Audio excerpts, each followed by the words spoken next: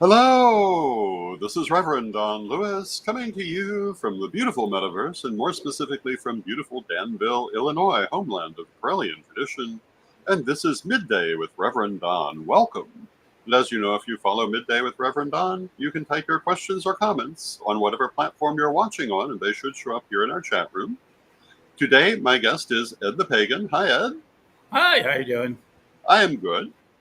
And Ed is coming to us live from Gaia Thrift in downtown Danville. Absolutely.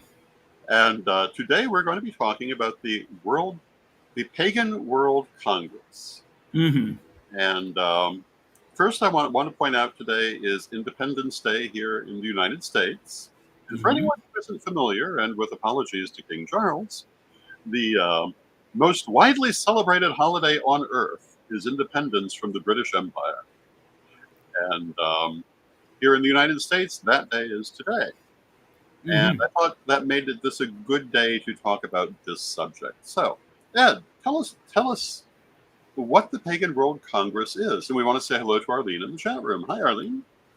So, Pagan World Congress is a formation of our community to discuss, deepen their connections, deepen their communications, and find ways to provide resources to each other. It's based on an idea based on the Parliament of World's Religions, how they try to get interfaith groups to work together. I want to see if we can get intrafaith groups to work together. Very cool. We want to say hello to Nikki in the chat room and Mystique and Brenda. Hello, hmm everyone. And happy 4th to all of you. Um, and I'm under the impression that the focus of this event and what comes out of it really is up to the participants more than anything. Well, like the Parliament of World's Religions and the universe, and other organizations such as UTI, UFI, a lot of these organizations, do have a goal. They want to increase communications and ways to Mm-hmm. negotiate each other for peace. Mm-hmm. The global ethic, which was a way that we can behave towards each other, was part of it. This first one is: can we find a way to help each other be both infinitely diverse and also protect the rights underneath ourselves? This is a very important point, and several recent programs I've been talking about um, some of the past things that have happened in our community, like the identity wars of the '90s. hmm And I mean, this is kind of why. I mean, we need, particularly in challenging political times, to find ways to do this, to avoid that sort of thing happening again. It Well, part of this, I would argue. So, I've been at the Parliament for more than 30 years. mhm, I was a member of the Parliament before the Parliament actually formed in 1993. Served almost 2 years in the office, and I worked with the Parliament of the World's Religions since then. I've gone to every one of them. I've attended them, and most people don't realize I've presented twice at them. And mhm. most of the time, most people who know me know that I've been working. I'm working the edges of the stage. I've learned how a lot of this works. And one of the most important things is that as much as you think like today is like the worst day for all this, and in some ways it is, we've always believed this. It always seems like we're in the worst of days. It's an attitude. And until you start confronting them and saying, hey, how can we make it better? Is it really the worst day? Is there things we can do for each other? There's a real question. This is true. hmm And hello to Fox Fur Witch in the chat room. What can you tell us more about how this is going to happen, and and how it's going to be structured? Well, first of all, pagan.world, the site that is existence, is going to be the major platform. And we're going to be working on it for a little bit of time, 15 months. People are saying, oh, it's going, why so long if all our problems are there? Well, the problems are going to be there in 15 months, 16 months. And we're going to have answers and we can deal with them. But it'll give time to mature some of the ideas. This morning, I had Damon Leff of South Africa accept my invitation to become a major speaker and somebody to help us form what we're going to talk about his country and the Southern African area where pagans are really strong, Mm-hmm. but they're under strong stronger prosecutions and persecutions than we are in the United States. And Yes. people don't realize that. And so this is going to be global. So we're going to be able to talk about our difficulties and the energy. And yeah, a lot of people are going to say, "Oh, is this going to be American centric, USA centric?" I certainly hope not.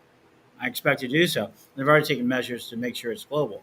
But the Hmm. primary thing is what are we going to talk about? How do we structure to get the information we need to protect our community, to grow our community, and to preserve it in a world that's growing ever autocratic? Yes, indeed. Um,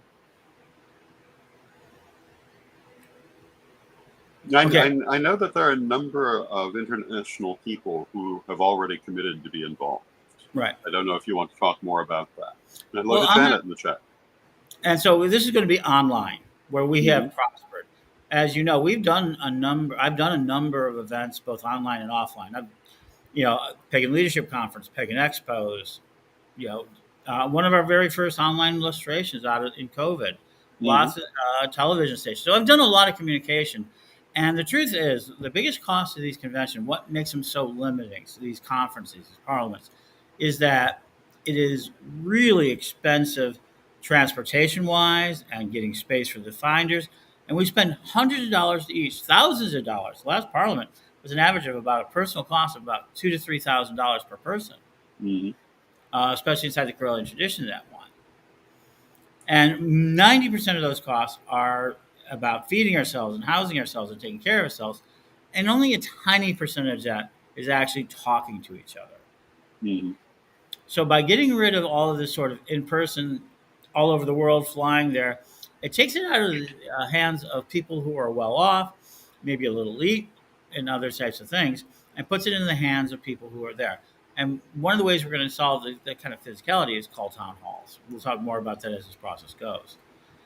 And so we have people like Reverend Rolando, the Peace Warrior, Blue Soul, going to work on the Philippines. We had the Right Reverend Lady Rain of South Africa has agreed to kind of be one of our directors of programming for there.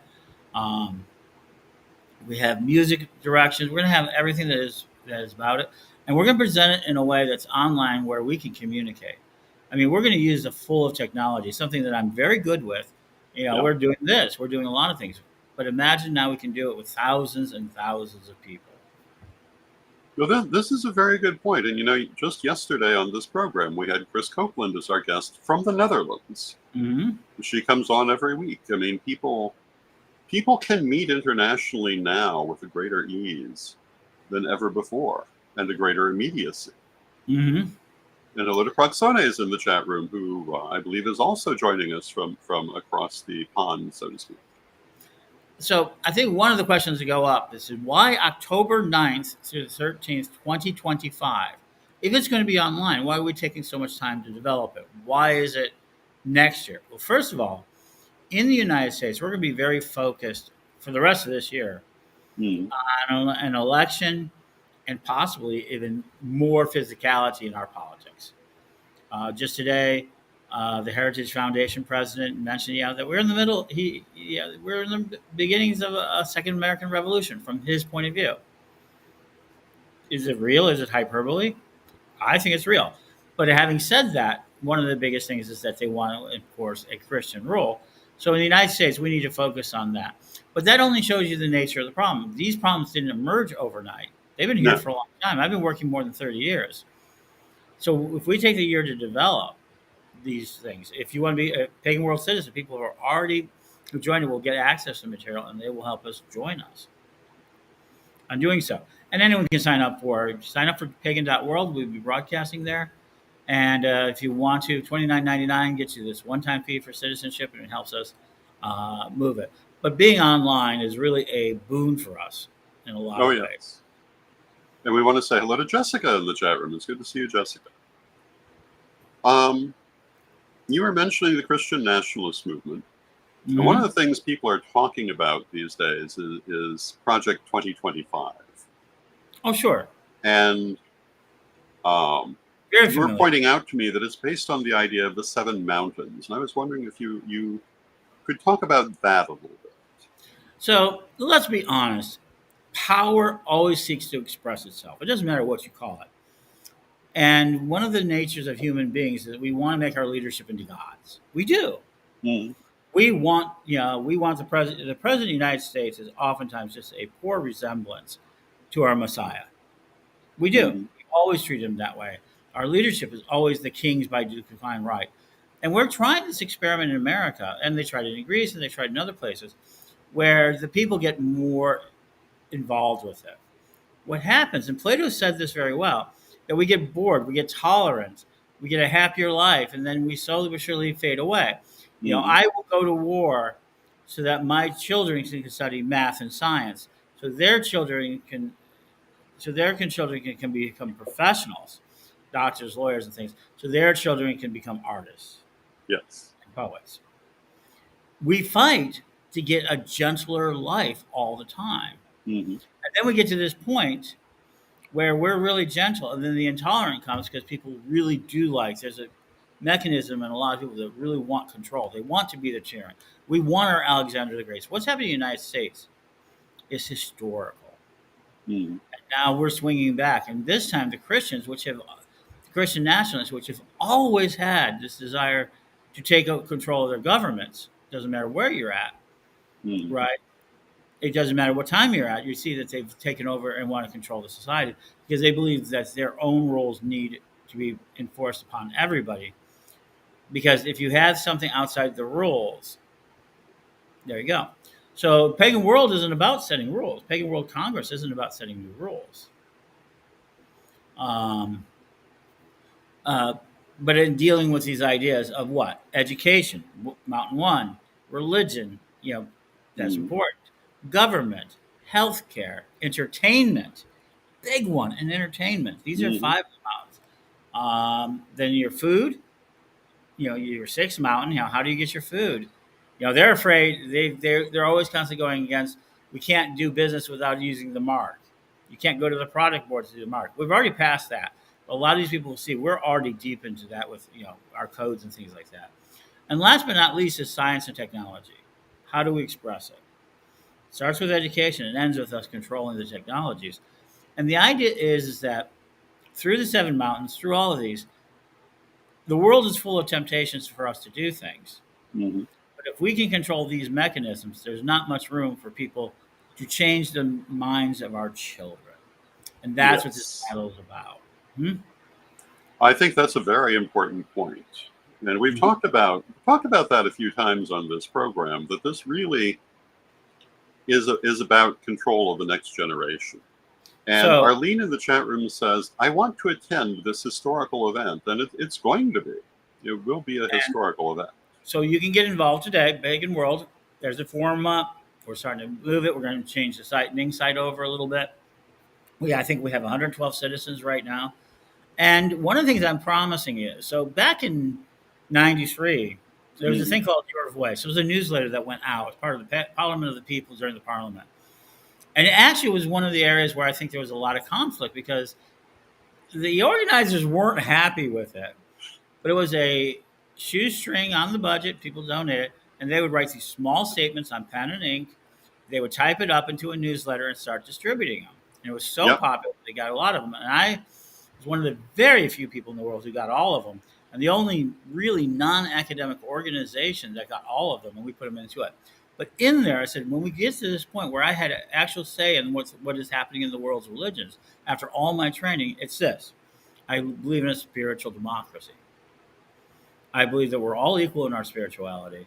And how we organize is more about how we handle it. And I think a democracy is important. So Pagan World Congress is going to have elements where people will be able to vote for things to begin working on things. So pro-positive. But Congress means to convene, to bring together voices of multiple organizations. It does not make it a legislative body or it doesn't make it a lawmaking body, no more than the Parliament of the World Religions is. There's a lot of these organizations that can create voluntarily these sort of changes. And education is one of the things I think we need to talk about. Well, I think that's a very important point to make, that we're not talking about this Congress coming together to try to make decisions for anyone else. This Yeah. is what individuals want to focus on and to do. It's for the people who are involved in it. It's like I like to say, the people who want to work together Hmm. um, should work together. I mean, I think there are people who should get more support worldwide. Hmm. I don't know pagans in America realize how rich they are, how I'm utterly sure they rich don't. they are, right? Right now in South Africa, for example, they're running 18 to 20 rand an hour for a dollar. Hmm. Unemployment, and they're worth a dollar. Their minimum wage is like $30 and $50 a day and $100. Hmm. So compared to the American dollar, a few American dollars makes a huge difference. Rolando is who does his great thing, has got the same sort of thing. The American dollars give them so much more leverage. What we throw away for a cup of coffee, Hmm. can feed an entire person for a day in these countries. Hmm. And the internet's expensive and everything else. But the internet is still way more inexpensive and more ability to bring many, many people together from, say, the Philippines than an airplane to America. Absolutely. Now, I'm not saying those things aren't needed from time to time, but for this event, Yes. it is not needed. I think one of the. I mean, we've been talking about this for 30 years now. Not this event as such, but these subjects. And one of the points that you have pointed out to me is that the plan which has brought Christian nationalism to its current point Mm-hmm. goes back at least 40 years, if not more, like 70 years. Mm-hmm. And I think that as a community, we need to be mindful that this was not a quick solution, not a quick situation to get into, and not a quick solution to get out of. It's going to take some serious thought and planning that's going to take more than a couple of months to put into effect. I think that's something a lot of people have trouble with. And the people saying, why do this in 2025 instead of 2024, I think are not realizing we're talking about a long-term situation. It was a long-term situation to get here. And Mm-hmm. going forward is also a long-term situation. And it's a process, not an act. So we have two separate processes that are going on that makes this at this time important. Hmm. Mm-hmm. And the first one was ever since the Roosevelt Declaration, where the various societies, people don't realize we came really close to a right wing coup, a conservative coup in 38, 39. Mm-hmm.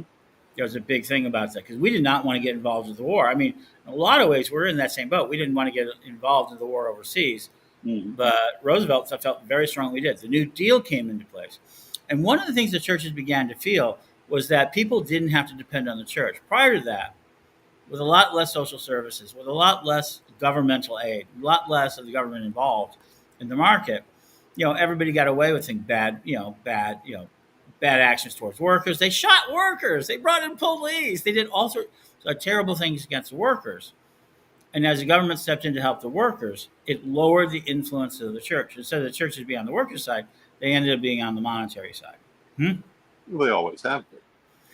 So basically, in the '60s, where I was growing up, Pastor Ray Bakke, one of the greatest considered evangelicals, felt that we were going to enter a new age and that America could be changed. So we saw the moral majority, a minority that claimed to be morally the correct. And you know what? They convinced a lot of Christians that, oh, that all makes sense. Mm-hmm. And they began this deterioration of all other processes, and especially going against it. And they saw liberal society coming in.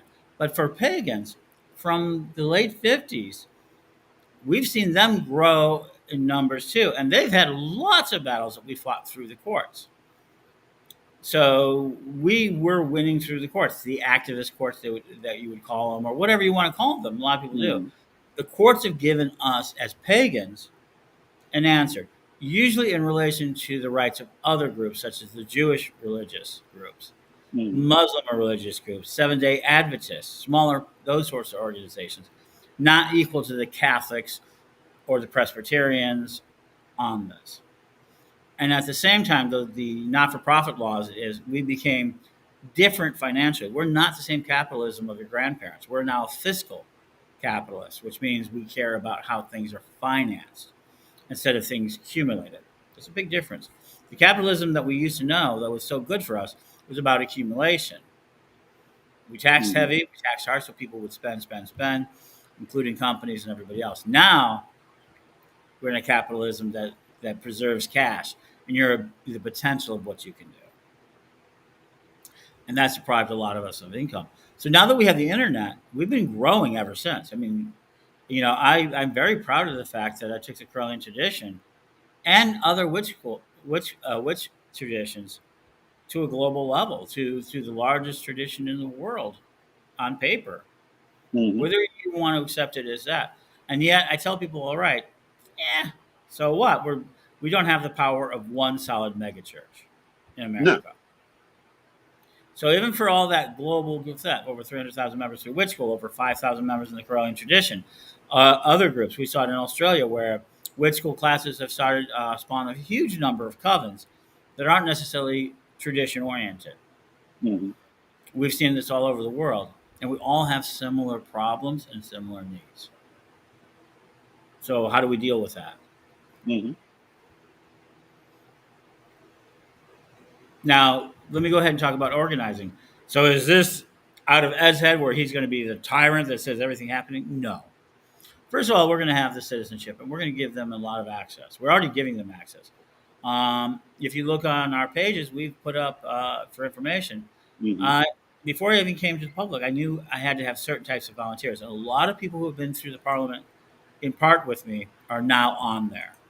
If you look at it, we have, Mary Hawk is going to be my executive assistant. So if I fall down, if the Christian right decide they're going to take me out, Mary Hawk is going to stand up. And I hope there are others who will do so. Mm-hmm. Well, I hear this is... They're laughing at this like I've never faced the end of a gun at the hands of a Christian. Well, this is true. Mm-hmm. We're talking about at least one of those occasions on Tuesday. Mm-hmm. The famous Battle of Hoopston. Mm-hmm. And we need to bear in mind that the future may or may not be a very dangerous place for us as a community and as individuals. But that goes back to what I was saying the other day, that going and hiding in the forest is not the best reaction, because then when it does come to being drawn out, you're alone. Mm-hmm. It's much better, I think, to stand together. And we're so into this war thing. So I've got Ebony Nash who's going to help us with music. We're going to look into our music, which is a very important part of our community and part of our future wealth, because trademarks is the nature of it. I've got Brian Ellicott Cook, who's going to help us with our LGBT inclusiveness. I mentioned Reverend Rolando and Reverend Blue Soul. We're going to help with Asia. We've already gotten them on board. I got David Moore, who's going to help me with Oberon and that older community. And I have Phaedra, who's going to lead one of the elder care plenaries. Phaedra Bonowitz. Very good. And of course, Byron Ballard has been very supportive of this. We'll be talking to her about her role, Chris Copeland and a lot of others. So we already have a team of over a dozen people already beginning to activate this. And it's going to take us the entire year. We're going to be calling for papers starting next week. We're going to be calling for ways of people talking about it. And we want to develop these ideas so that we're not just having a conference. I mean, I don't want just to have a Congress simply where we stand around. I want us to be helpful. I want it to be relevant. And I want what we're talking about to be true, honest, full of facts. Because once we repeat them out to the world, we're going to be called liars. No, I'm sure. No matter what we say, we're going to be called liars. Remember, we're going to be cast as the shadow demons that are trying to prevent them from their heaven. Remember, they've already been sold on the idea of an everlasting heaven, which, if you ever read the description, which I have, is a city of 1,500 kilometers by 1,500 kilometers. And the truth is, you can fit the entire globe, everybody who ever lived in a city that size. Mm.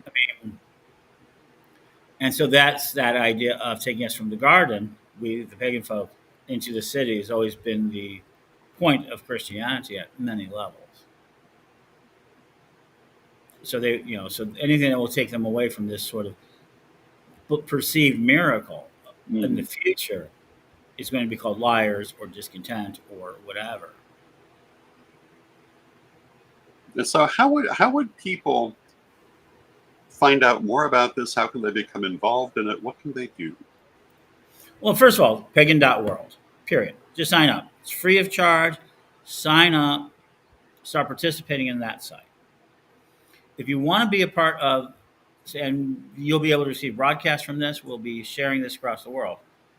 If you want to help, we're just asking for you to join the site as a citizen for $29.99, where you'll have actually more of a vote in it, and you'll have more absolute attendance. We don't plan to have a whole lot of fees on this.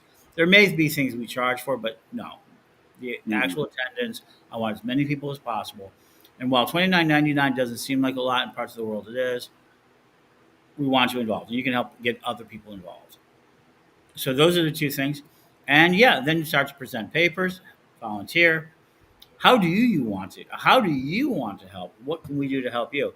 And of course, in the game for next year, and maybe even a little later this year, start holding town halls. Yes. You can even think about holding a town hall in your area to draw people in to answer the questions locally, so that we can begin this engagement on a very local level. Well, yeah, and certainly the circumstances that face people globally have a lot in common, but there's a lot of local variation too. And so having those town halls has a great importance of its own. Fox Fur Witch says, this is amazing. Absolutely, yes. Thank you, Fox Fur Witch.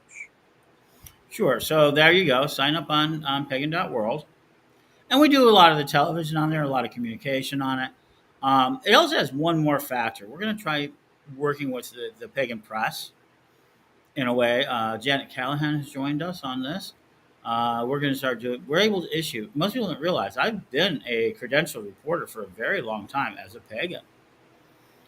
People don't realize it goes back into the 90s where I would and learned how to be a reporter legally. I mean, so that I've gone into amazing events because of it and covered them.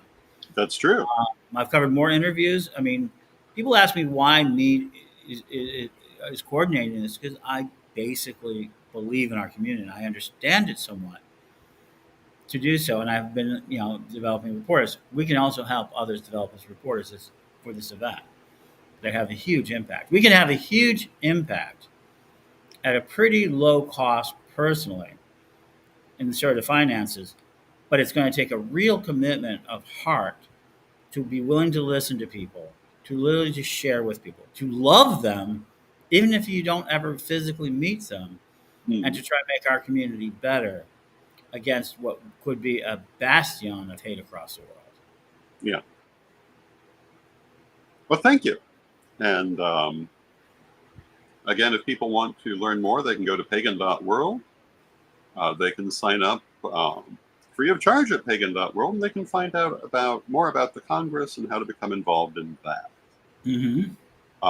We want to say hello to Steve in the chat room. And is there anything else you want to say at the end of our program? So one thing that I think is important, please sign up your groups, sign up your organizations as well. We'll give you an opportunity, but sign up as individuals. But if you sign up your groups and organizations and you want your group properly represented, you can make a decision on how that can happen. I don't want people to take credit or, more importantly, to credentials that don't belong to them. Now, we will want to talk about what those credentials is. So one of the biggest things from a global point of view, how do we establish our credentials for like organizations for Red Cross, to be able to work with them in those areas? NGOs, non-governmental organizations, how do we interact with them? How do we work with the UN? How can we do more collective actions? I think that's going to be one of the more exciting things.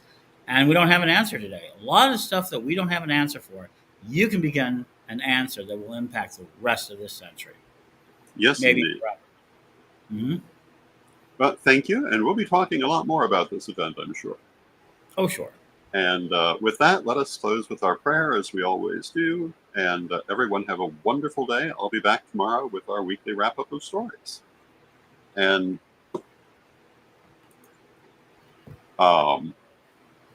Divine Mother Goddess, Divine Father God, beloved ancestors, we thank you for all that you do for us in our lives, and we ask you to help us to meet the challenges that we face and to emerge victorious from them as we go forward. Help us to be our best selves and to create our best lives and our best world.